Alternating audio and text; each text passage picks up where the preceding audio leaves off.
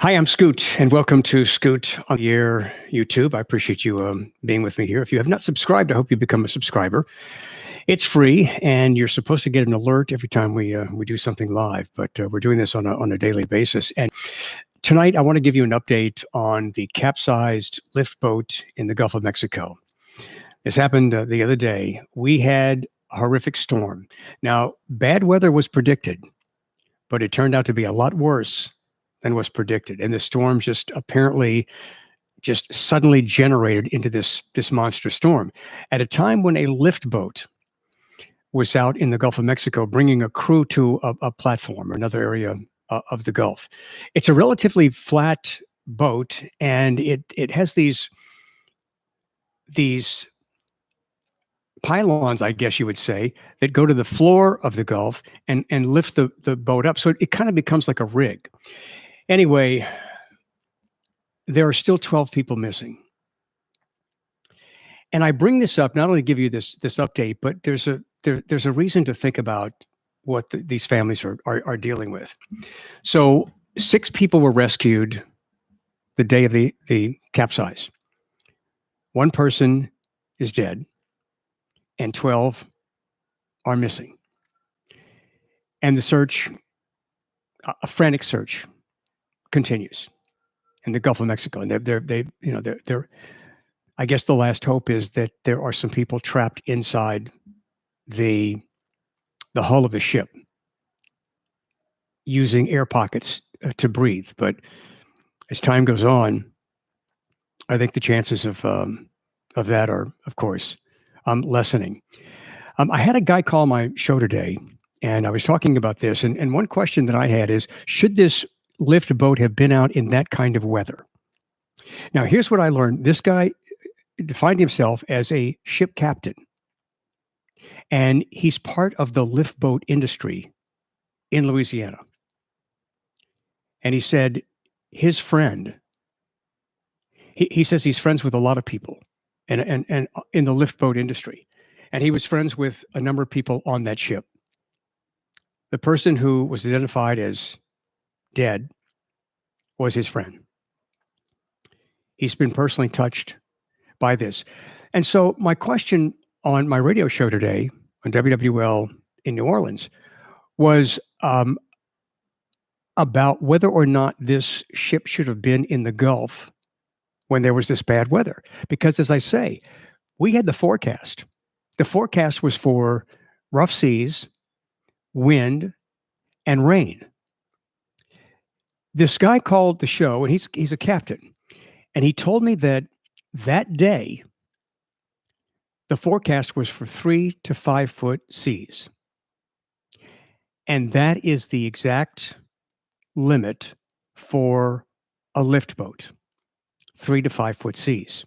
But what happened was that this storm just suddenly generated itself into this superstorm, and winds were believed to be about 100 miles an hour.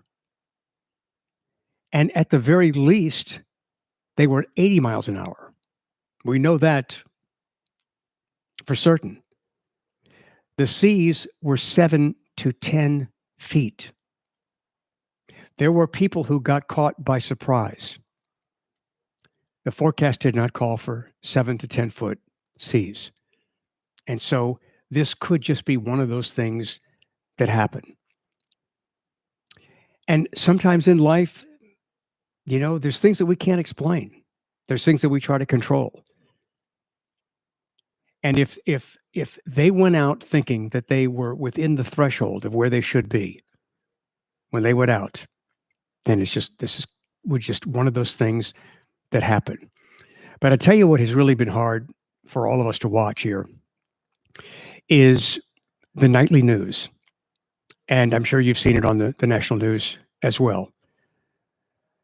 But to see the families that are waiting, the families of the 12 men who are still missing.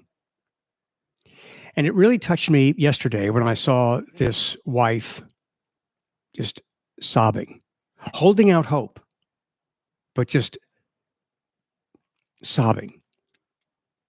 and saying that her husband worked out. He's a strong person, and she knows that he's going to come back. That she knows that he's okay, and we certainly hope that he is. But what really touched me was her teenage son, and I'm going to guess that he was 12, 13 years old. Well, I remember when I was 12 or 13, I worried about my dad, who traveled a lot, and I was really afraid that my dad was going to die in a plane crash. He flew a company plane. He was a good pilot, Navy pilot, and sometimes he flew commercial. But I was still afraid. I was concerned. And all of this was tied to my obsessive compulsive disorder. But when I saw this young guy, and apparently he was in the arms of his grandmother, when I saw him just sobbing and talking about his dad is tough,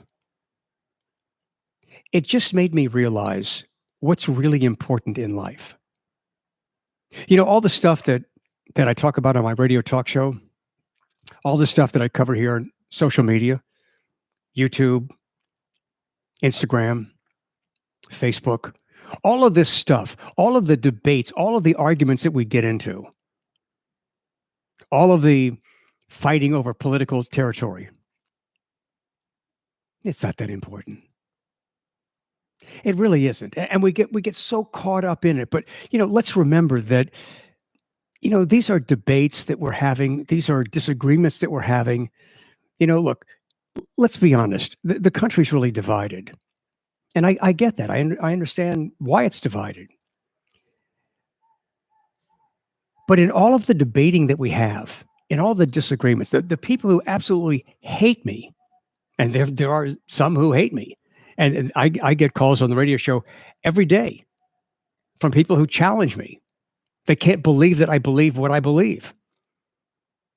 And they're just so serious and so convinced that they're right.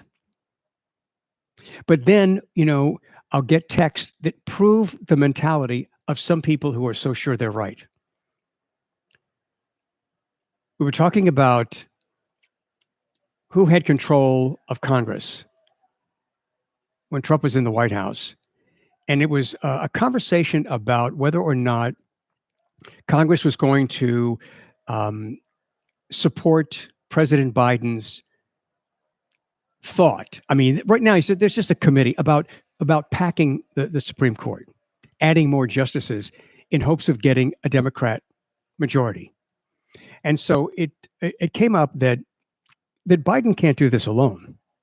He needs Congress to do this. And Nancy Pelosi, Speaker of the House, Nancy Pelosi says, I'm not for this. Another high-ranking Democrat, Dick Durbin, said he's not supporting this. He's not supporting expanding the number of justices. And I'm not for expanding the number of justices.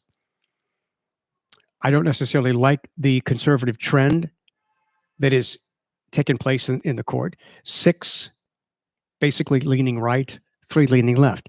I don't like that. I would rather a balanced court. But we don't have a balanced court because both sides want to get the majority. And so President Trump's goal, the goal of Republicans, was to make sure the court had a conservative majority. And now Biden's trying to do the same thing. And there's a committee that is studying the Supreme Court and whether or not there should be additional justices that he would appoint. Okay, but the point is, this text comes in telling me that I need to get my facts straight, and that Nancy Pelosi was Speaker of the House for all 4 years when Trump was in the White House. Not true. I mean, do these people think that we're absolutely stupid and we're not going to check up on any of this stuff? I mean, are they really convinced themselves that they're so right? This is the scary thing because these people are voting and they don't know facts. They don't care about facts. They just care about what they believe and they just regurgitate it back. And it's, I mean, it's almost humorous, but it's really damn scary. But this is the tension that exists in political debate today. And it's okay. This is what I do for a living. And I'm happy to do it. And it's fun. I love political debate. I'm cool with it. But as we have these debates, as we disagree, let's also remember what's really important. And in all the things that we disagree about, think about what those families are going through right now. They're waiting. And as time goes on, they can still be hopeful, but they have got to sense that things aren't good. And especially when I saw that young teenage boy not knowing where his dad is. His dad was on that boat. It just kind of put things in perspective for me. Then let's go ahead and debate and let's be passionate about politics. Let's have fun with all of that. But let's never forget what's really important in life. Thank you for being with me here on Scoot on the Air YouTube. And we'll be back tomorrow night. And also join me, Scoot on the Air Facebook and Scoot on the Air Instagram.